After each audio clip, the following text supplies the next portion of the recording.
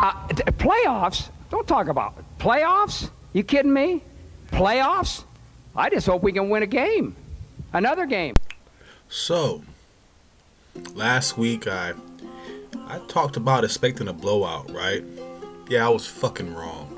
Yeah, let's just talk about it. Let's just say it off the top, right?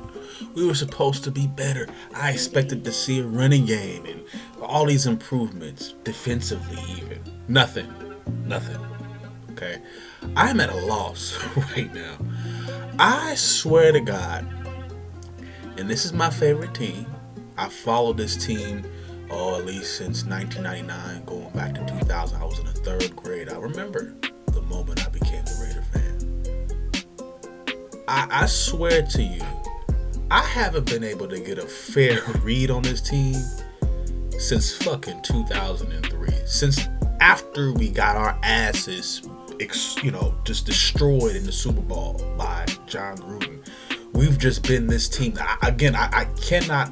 No matter how much predicting and research and stats I look at and game footage and highlights and full games that I would consume from as a child still to now, again, 33-year-old male, I cannot get a proper fucking read on any team damn near in any year for this franchise.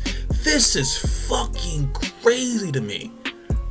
I watch this team every fucking Sunday and I could not tell you what's gonna happen from week to week. I'm telling you this. This is the craziest shit ever. We go out and we beat a playoff caliber team. We're saying that right now, but guess who has the same record as we do? The team we just beat last week. So the Ravens. Come on now. So we could make of it what it is. We were excited, and I wanted to be tempered, and I wanted to play it again, because my whole goal here at some point is to develop into an analyst, all right? Along the lines of Stephen A. and along those guys. Of course, my own style, my own personality, because I'm not going to piggyback off no other man. That's weak shit. But long story short, you know what the goal is here. So I can't be pro Raiders 100% of the time, right?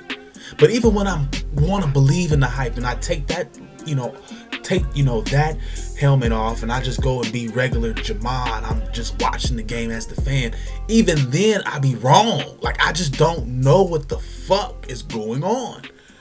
Let's talk about it. Final score 36-22, blah, blah, blah, blah. We give the Panthers their first win of the season in some cold ass fashion. Gardner Minshew, same type of game he's had since week 1. 18 for 28, okay, decent, 214 yards. Above average, maybe you could call it that. But again, here's the kicker. Same touchdown to interception ratio I talked about week 2 and week 1. I told you this motherfucker was what? We're going to go move on. And then we had Aiden O'Connell come in for a few minutes. I'm not impressed about what happened in the last 2 motherfucking minutes of a motherfucking football game when it's already lost, okay? That touchdown don't mean nothing to me. Of course, we had Trey Tucker, though, on an individual level, 7 catches, 96 yards he would score, so I'll give him props there again. But where the fuck was Davante Adams? Tell me where the fuck Davante Adams was. Didn't we say this was going to be part? And this is again, I can say this as a fan and even with the analyst cap on.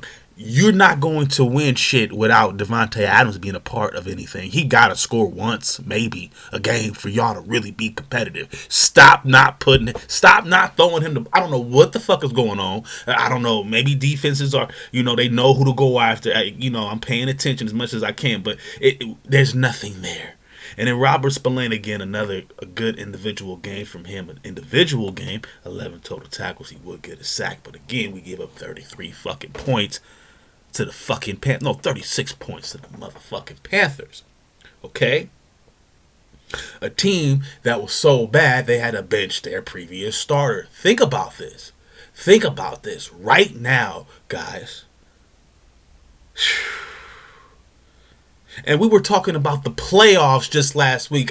You cannot do that with this team. You have to literally take it week by week. This is coming from a fan and analyst at the same fucking time. As a fan, again, I've rolled the highs that y'all been on. Oh, we got this game. I know what it is. I've been so intent in Raiders games in terms of my feelings fan wise. I've broke items in my room as a kid. Stop it. I've been there. I've been the crazy fan. But now I'm older. Again, I want to look at sports in a different way. So I have to take that away. I have to be sometimes more, drawn and laid back. But again, even in that approach, again, y'all, we looked bad. Okay? The defense gave up 437 yards. We were 3 and 11 on third down. 6 penalties we gave up. Okay, sloppy, very sloppy. Now, I'm telling you, I tried last week to be. I told you these performances were Dr. Jekyll and Mr. Hyde, right? We want to be good one week, we want to be good, then bad the next week. And I was trying to be so honest and down the middle. I'm going to be honest regardless, but I wanted to be so even keel about this and wanted to give y'all, I wanted to be the Dr. Jekyll last time. Now I'm Mr. Hyde mode. And I'm telling you why right now. I don't like when leaders in a position where they fail and their group might fail, they decide to not only chastise the team or their followers or whatever, their underlings, whatever. They decide, oh, well, you did it to disrespect me. That is that's the most stupidest position to take in that situation. That is the weakest form of non-accountability I have ever seen. And you know what the fuck I'm talking about. Listen here, yo. We could talk about players, making personal decisions or they didn't want to play or whatever. Hold on. Let's hear this. Hear me out.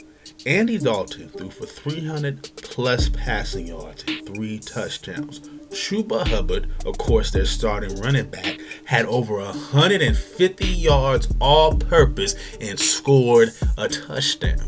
Okay? A receiving touchdown at that.